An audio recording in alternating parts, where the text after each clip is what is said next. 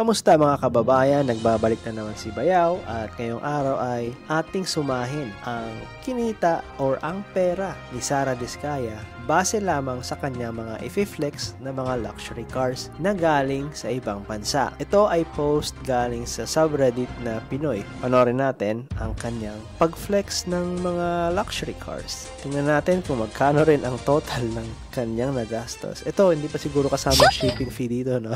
Kaya panoorin natin, tingnan natin kung magkano nga aabutin ng yaman ni Sara Diskaya sa kanyang mga ipiflex na luxury cars. Yung Cadillac, ito yung sports niya. Yung Lincoln Navigator, GMC Denali, Grand Wagoneer, pinaship ko from the US. Si Suburban, Alphard, Dodge Ram, the Tundra, Toyota Sequoia, the TRD Pro, Capstone yung high-end niya, yung X5, F-Pace, Altera, GLS, Volvo XC90. And this is the autobiography Range Rover.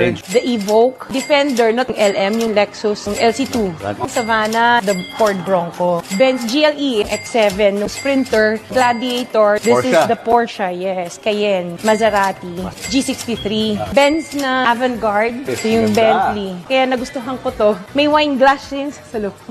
Mercedes-Benz Maybach. Rolls-Royce. Kulinan.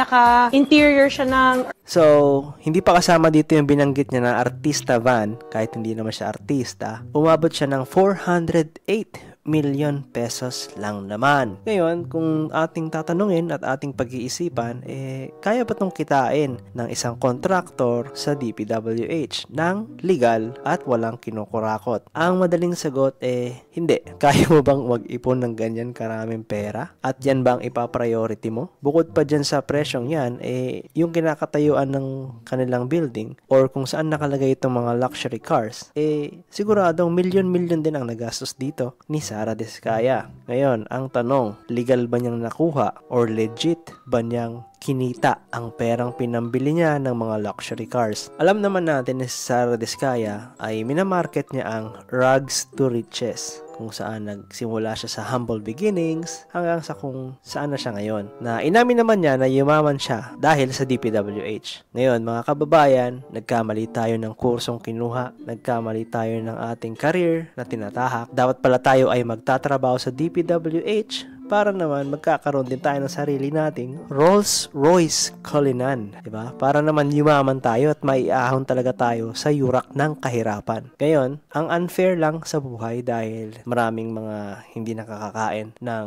maayos, tapos may mga ganitong klaseng tao na inaabuso ang sistema, kinukurakot ang pondo, ninanakawan ng mga mamamayan, ginagasta ang tax ng taong bayan. Masakit sa damdamin, pero ito ang realidad ng Pilipinas. Matindi ang korupsyon sa ating bansa. Na-realize ko na hindi naman pala talaga naghihirap ang bansa. Dinodorobo lang tayo ng mga kurakot na tao, ng mga klaseng taong katulad ni Sara Diskaya at ng kanyang asawa. Marami pa yan sila at buti nga may isang district engineer sa Batangas na nasampulan na nakulong siya dahil sa pagtangkang suhulan si Congressman Leviste. Gusto mo nung pahinto kaya tinangka mo nung suhulan si Leviste ni Batangas 1st District Engineer Abelardo Calalo ng DPWH. Ngayon, nawawalan na ba ako ng pag-asa sa Pilipinas? Malapit na dahil sa mga balitang pati ang mga news anchor, mga journalist ay binabayaran na rin talaga. Nagiging parte na sila ng korupsyon sa ating bansa. Kung tatanungin niyo ako,